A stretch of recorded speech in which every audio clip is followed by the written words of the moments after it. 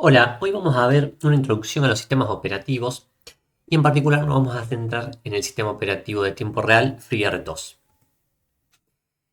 Un sistema operativo básicamente es el encargado de comunicarse directamente con el hardware y ofrecerle al usuario una interfaz o una forma de acceder a este hardware de una manera más sencilla.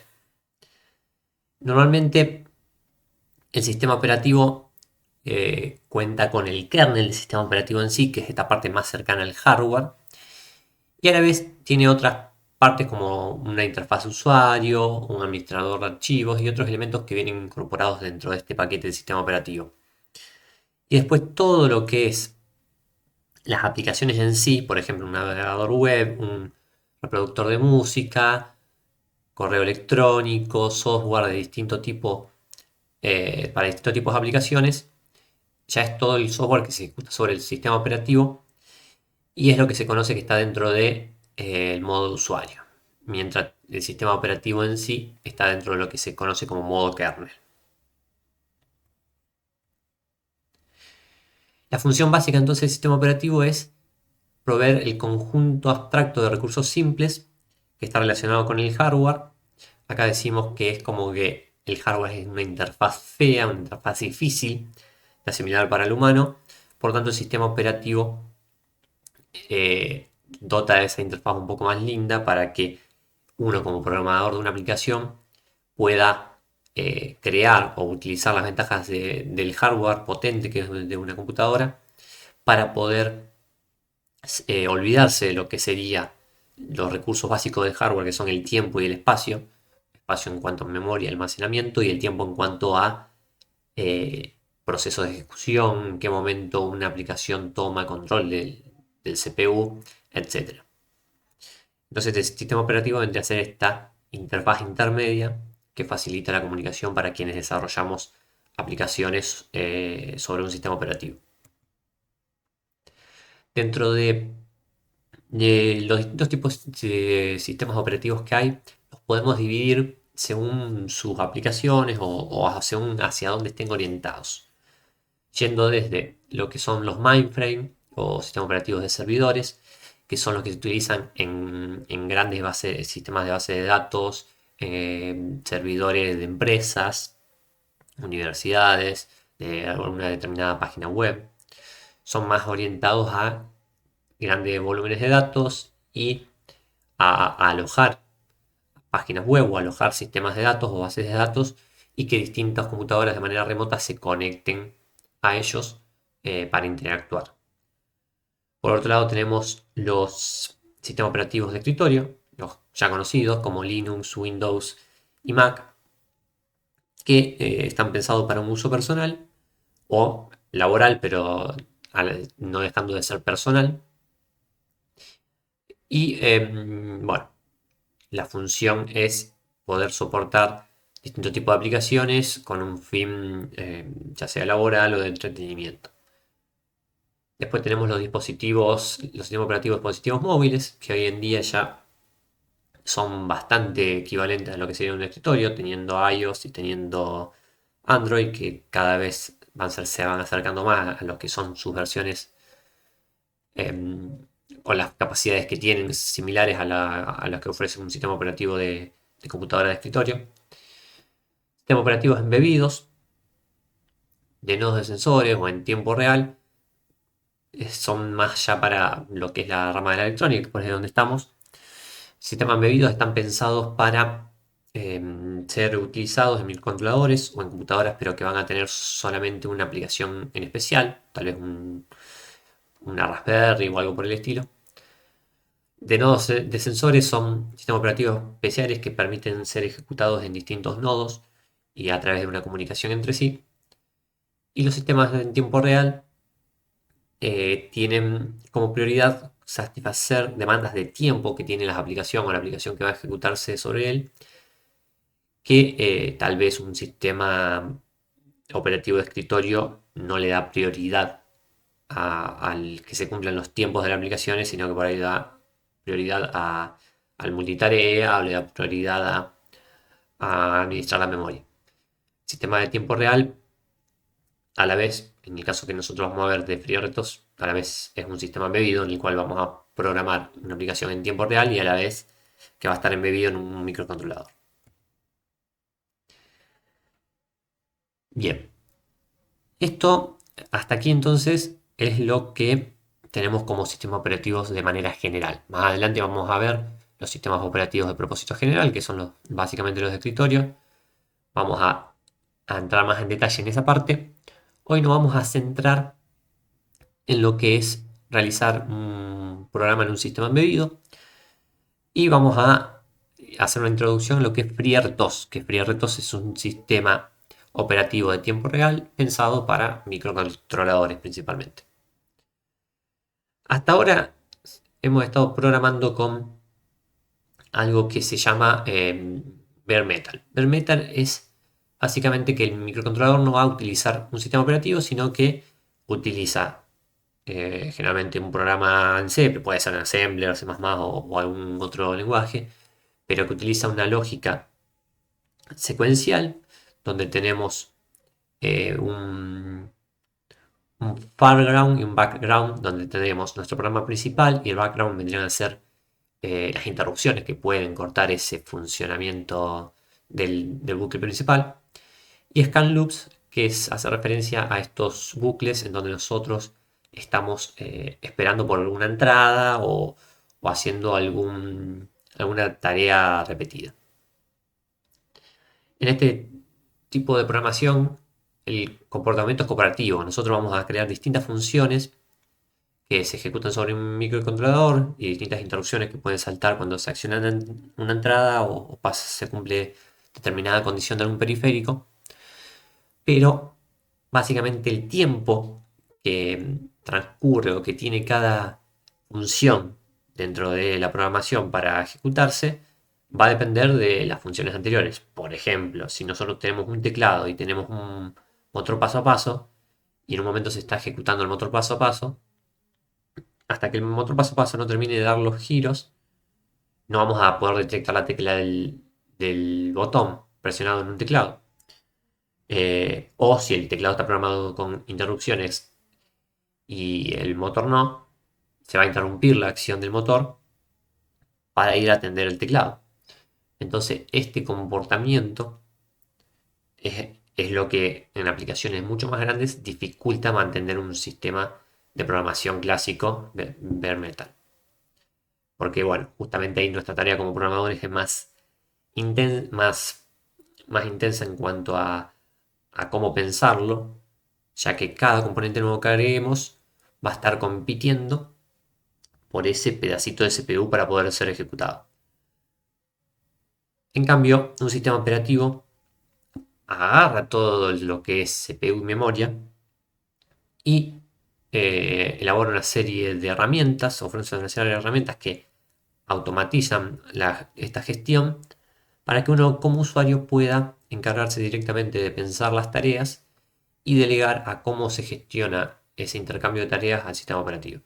Nosotros creando tareas con determinadas condiciones, prioridades y memoria base, después a partir de ahí, cada una de las tareas se piensa como un programa independiente.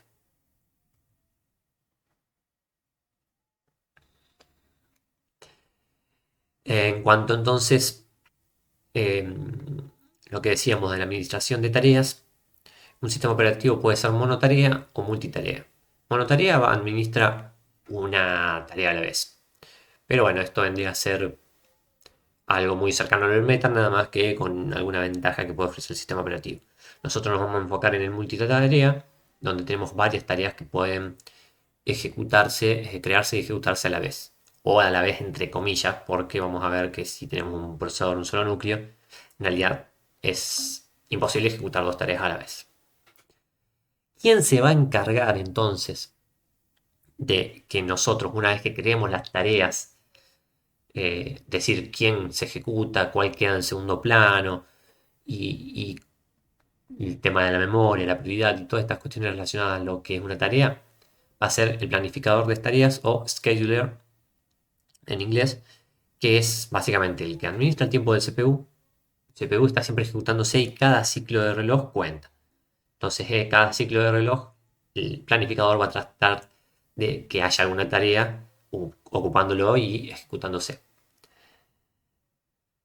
Va a decir entonces cuál de esas tareas, si tenemos varias a las que se quieren estar ejecutando, va a estar en primer plano, es decir, cuál va a estar ejecutándose y cuál va a quedar esperando a que se cumpla determinada condición.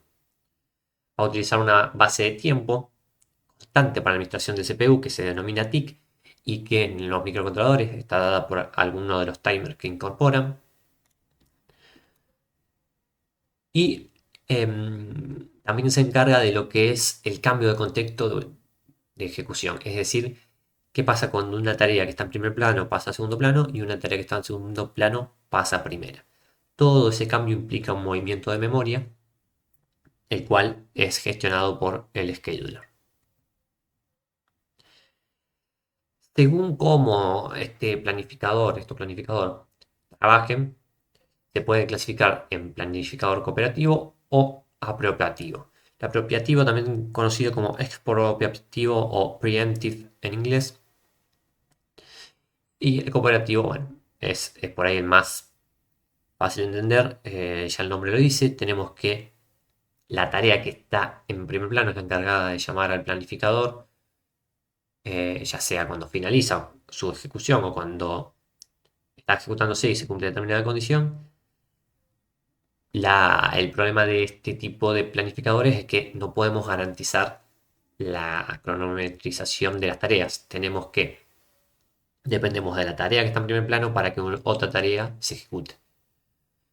Lo que sí es más fácil para el programador manejar los datos y la memoria, porque tiene todo el control. El programador programa distintas tareas y tiene control de cuándo cada tarea va a pasar a ejecutarse la otra. Por lo tanto, va a requerir de menos recursos de CPU y memoria. Planificador apropiativo o preemptive, que es lo que vamos a ver. Planificador se encarga automáticamente de gestionar cada determinado tiempo, que se conoce como time slice, el cambio de contexto. Lo que hace es, cada determinado tiempo se ejecuta una interrupción y ahí, determinando las condiciones de la tarea actual ejecutándose y de las que están pendientes de ejecutarse, el planificador va a decidir si cambia de contexto o no. Nosotros como programadores no vamos a explicitar el cambio de contexto de una tarea, sí debemos tener en cuenta, ya cuando veamos la programación en sí, de dejar lugar a que el planificador pueda cambiar de tarea. Ya hablamos previamente de contexto de ejecución. El contexto de ejecución es básicamente el conjunto de recursos que necesita una tarea para ejecutarse. Es decir, cualquier tarea, una tarea es básicamente una función un poco más compleja o un mini programa, necesita de el instructor, el puntero de instrucción, que es decir, en qué momento de mi código estoy. Yo tengo una tarea, se deja de ejecutar, paso a otra tarea, yo cuando vuelvo necesito saber en qué parte del código estaba ejecutando. El puntero a la pila, en qué lugar de pila yo tengo datos y en qué posición estoy actualmente. Los registros de CPU que haya estado usando en ese momento, a lo mejor el cambio de contexto se dio en un momento donde se estaba realizando un cálculo. Y bueno, el contenido de la pila en uso que mencionaba que estaba relacionado al puntero de pila. Todos estos datos son necesarios para que una tarea pueda pausarse y luego recuperarse. Cuando sea cambio de contexto, el dispatcher, que es parte del sistema operativo, es el que almacena el contexto de la tarea actual y lo reemplaza por la nueva. Es decir, todos estos datos de la tarea actual los guarda y pone en las memorias correspondientes los de la tarea nueva. Y es importante entonces acá destacar que cada tarea tiene su propio stack de memoria. Esto es importante porque va a permitir que nosotros pensemos las áreas de memoria por cada tarea, independientemente de que compartan todas una memoria en común.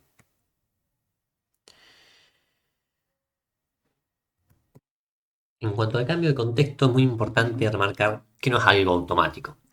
El cambio de contexto generalmente viene dado por alguna interrupción, ya sea debido a un tick.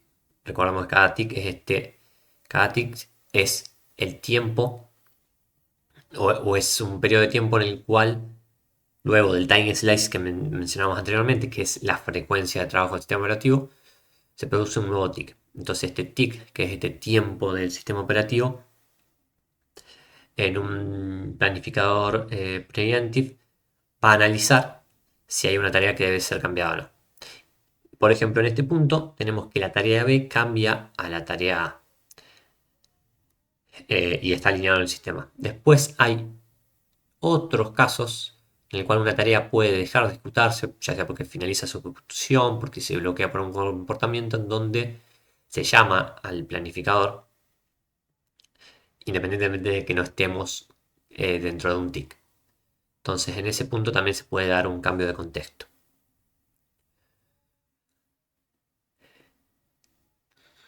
En cuanto ahora sí, viendo la diferencia en lo que es un sistema de propósito general y un sistema de tiempo real, que son los que vamos a ver este año, tenemos que el sistema de propósito general se ejecuta una vez que se inicializa una computadora y carga todas las aplicaciones que el usuario vaya deseando. Cada una de esas aplicaciones tiene un espacio de memoria virtual que el sistema operativo le otorga a la aplicación. En cambio, en un sistema operativo de tiempo real como FreeRTOS, en realidad, más que un sistema operativo, son funciones como librerías, un framework que se enlaza con la aplicación. Es decir, nosotros agregamos esta capacidad, pero no dejan de ser funciones elaboradas. Generalmente se va a compartir las zonas de memorias, salvo algunas cuestiones como el stack. Y sí son importantes los compromisos temporales que se define el programador. Como ejemplo, FreeRTOS, Ratio, Sec, Link, OS. Nosotros vamos a enfocarnos en FreeRTOS. En cuanto a las tareas de un sistema operativo, básicamente es un bloque de programa, que es una función en C que puede tener a la vez un bucle dentro. Se inicializa con una determinada llamada al sistema en la cual se debe indicar prioridad de memoria, además de otros parámetros, pero son los dos principales. Prioridad que debe ejecutarse frente a otras y la memoria de stack, de la pila de stack que va a tener. Y según cómo las programemos, pueden funcionar de manera periódica. Cada cierto intervalo regular de tiempo se ejecuta. Puede ser disparo único, dada una condición se ejecuta, finaliza y después no se vuelve a ejecutar. O puede ser de procesamiento continuo, en donde cada vez que tenga un espacio en memoria libre, se ejecuta. Por ejemplo, acá esta tiene espacio libre, se ejecuta. Acá en este momento tiene espacio libre, se ejecuta. Y así sucesivamente. Según las tareas, en qué estado estén, si ejecutando o no, podemos dividirse de manera general en tres estados. Ejecución es la tarea en primer plano, la que se está ejecutando, la que está utilizando el sistema operativo. Lista es una tarea que está esperando para ser ejecutada. Seguramente es una tarea de menor prioridad que la que está en ejecución. Y apenas esta tarea en ejecución sea del sistema operativo, va a seguir la tarea que está ready de mayor prioridad. Hay momentos que una tarea en ejecución puede necesitar que suceda algún evento, que suceda algún pase de datos, y ese evento o ese pasaje de datos todavía no se dio. Entonces esa tarea se puede bloquear, quedar a la espera de que suceda ese evento, y una vez que sucede el evento, vuelve a lista. Entonces estos tres estados son los básicos que funcionan prácticamente cualquier sistema operativo. Cuando veamos FreeRTOS vamos a verlos en más profundidad y cómo funcionan en particular. Pero esto se aplica no solamente a FreeRTOS, sino también a sistemas operativos como Windows o Linux. A la vez, los sistemas operativos RTOS lo podemos dividir en lo que son sistemas operativos duros, hard write time, o blandos, of real time, que en realidad no son categorías directamente divididas, sino que tenemos un rango desde más hard desde más soft a más hard. donde tenemos directamente el que no es de tiempo real, a donde tenemos uno que es totalmente importante. Dependiendo de la aplicación. Por ejemplo, una interfaz de usuario es mucho menos importante que un control de vuelo. Cualquier control de motores generalmente necesita un gran compromiso de tiempos, por ahí la comunicación no tanto.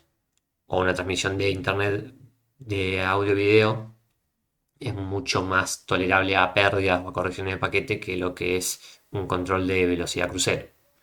Entonces, dependiendo de ahí, existen diferentes criterios y a la vez existen por ahí distintos sistemas operativos que se puedan adaptar. Ahora bien, ¿por qué nosotros vamos a utilizar un RTOS? Hay distintas razones y hay momentos incluso donde no es necesario. Primero de nada, manejo de tiempos. Cuando tenemos un sistema donde los requisitos de tiempo son importantes, ahí podemos pensar en un RTOS. Por otro lado, nos ofrece un framework de trabajo con muchas herramientas, es decir, nos ofrece ciertas herramientas que nos dan facilidad, sobre todo en lo que es la multitarea, lo cual nos permite trabajar con proyectos más grandes, facilitando tanto la escalabilidad como la reusabilidad de código.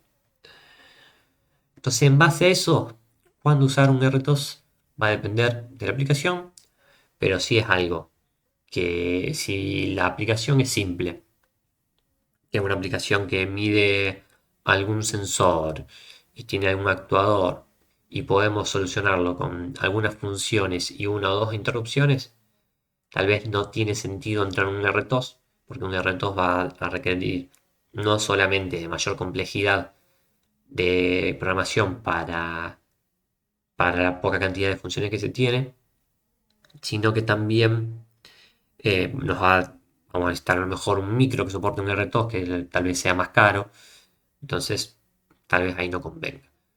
Sí va a convenir cuando tenemos varias tareas, cuando nos sirve que estas tareas se ejecuten de manera simultánea o de manera multitarea, donde para poder hacerlo deberíamos a lo mejor necesitar muchas interrupciones y ya se complejiza un programa en bare metal, ahí ya se justifica un RTOS. Y si por el contrario tenemos una aplicación con muchas funciones, con comunicaciones de redes y que los tiempos no son tan importantes, a lo mejor ya nos conviene saltar a un sistema operativo de propósito general, alguna distribución, por ejemplo, para estas computadoras tipo Raspberry, en donde nos facilita mucho más la programación y, y tenemos otras ventajas de procesamiento. Por último, algunos aspectos a tener en cuenta. Las latencias temporales. Nosotros tenemos que si se está ejecutando una tarea de menor prioridad y existe una tarea de mayor prioridad que pasa a estar lista, vamos a tener un cambio de contexto. Pero cada uno de esos tics en el cual el sistema operativo verifica si hay una tarea de mayor prioridad, consumen tiempo, un tiempo ínfimo en lo que es el resto de las ejecuciones, pero consumen tiempo. Por lo tanto, no tenemos eh, un cambio directo, no solamente en tiempo, sino que también se utiliza memoria para implementar el RTOS y para dividir las distintas pilas y bloques para cada una de las tareas. Entonces, implementar un sistema operativo debemos tener en cuenta que el cambio de contexto sea, el tiempo de tick sea mucho mayor a lo que dura ese cambio de contexto y que administrar la memoria supone cierto grado de complejidad. Ya cuando veamos los ejemplos vamos a entrar en detalles para tener en cuenta cada una de estas cuestiones y vamos a poder ya llevar estos conceptos que tal vez son muy abstractos en este punto de partida, pero que una vez que los empecemos a aplicar van a empezar a cobrar sentido y vamos a ver cada una de estas cuestiones de manera más particular y práctica.